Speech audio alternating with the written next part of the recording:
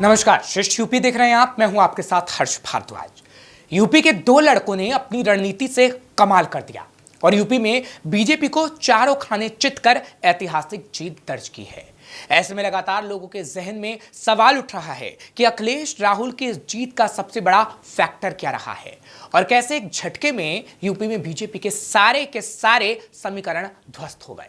ऐसे ही तमाम सवालों के सटीक जवाब आप जानिए। संघर्षों के साए में इतिहास नया रचता है। जिस ओर जवानी चलती है उस ओर जमाना चलता है। कुछ ऐसा ही हुआ है यूपी में।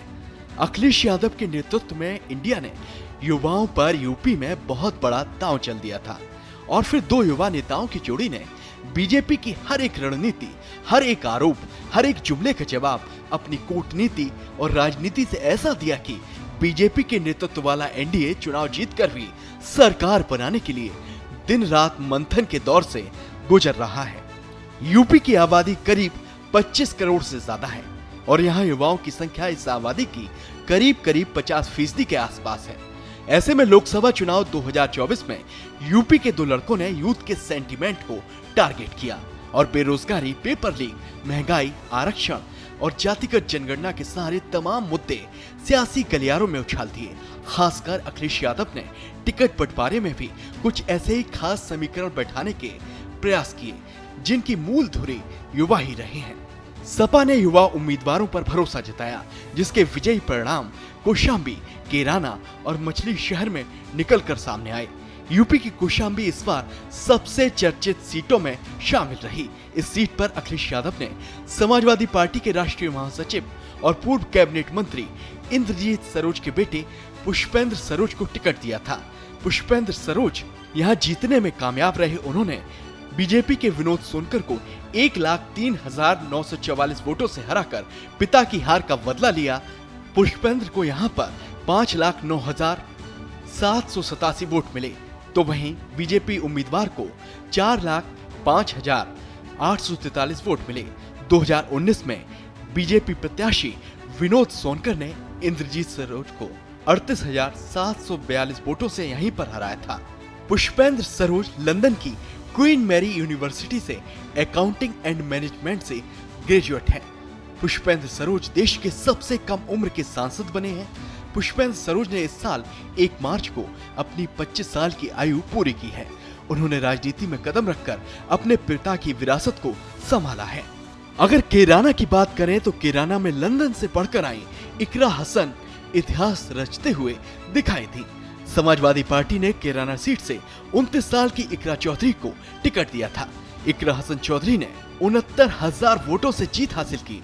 उन्हें कुल 5,80,013 वोट मिले तो वहीं बीजेपी प्रत्याशी यहां पर महज 4,58,897 वोट पा सके।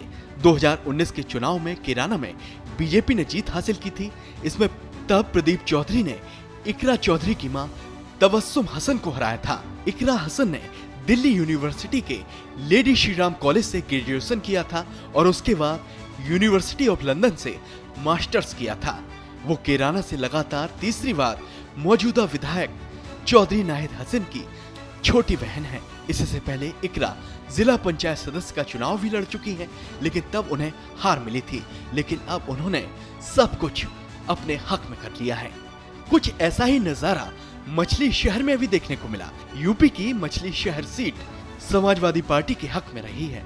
यहाँ पर पूर्व सांसद और वर्तमान विधायक तूफानी सरोज की बेटी प्रिया सरोज को टिकट दिया था। प्रिया सरोज ने बीजेपी प्रत्याशी भोलानाथ को 35,850 वोटों के अंतर से हरा दिया। प्रिया सरोज को 4,51,292 वोट मिले जबकि बीजेपी प्रत्याशी को 4,15,442 वोट मिले। प्रिया सरोज ने पिछले साल ही नवंबर में 25 साल की उम्र पूरी की है। प्रिया की स्कूली पढ़ाई दिल्ली के एयरफोर्स गोल्डन जुबली इंस्टीट्यूट से हुई और उसके बाद उन्होंने दिल्ली यूनिवर्सिटी से लॉ की पढ़ाई की। चुनाव अभियान से पहले प्रिया सरोज सुप्रीम कोर्ट में वकालत कर रही थी।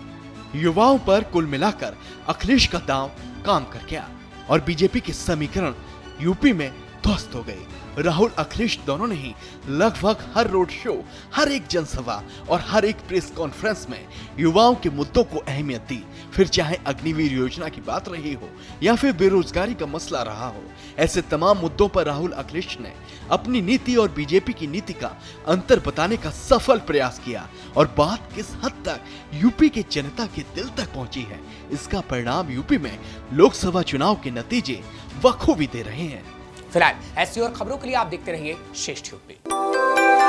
यूपी की हर खबर देखने और उनसे अपडेट रहने के लिए हमारे चैनल श्रेष्ठ यूपी को सब्सक्राइब और लाइक करें। साथ ही बेल आइकन को दबाना ना भूलें, जिससे हमारे हर वीडियो की जानकारी आप तक पहुंचती रहे।